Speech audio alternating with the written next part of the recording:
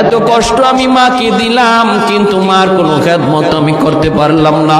আমার মার ঋণ আমি শোধ করতে পারলাম না। আল্লাহ, আজ যদি তুমি আমাকে জান্নাতে দিতে চাও, আমার মা বাবা সারা জান্নাতে যাইবো না। হয় আমার বাপ মার সাথে জাহান্নামে দিয়ে দাও, হয় আমাকে আমার বাপ মার সাথে জাহান্নামে দিয়ে দাও, নতুবা আমার সাথে আমার বাপ মারে জান্নাতে দিয়ে দাও। আমি আমার মা বাবা ছাড়া থাকবো না।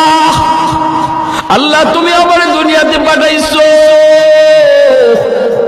আমার মা আমার বাবা আমার উপর কি পরিমাণ ঋণ, আমি তো ঋণ শোধ করার সুযোগ পাই নাই, দিছো না।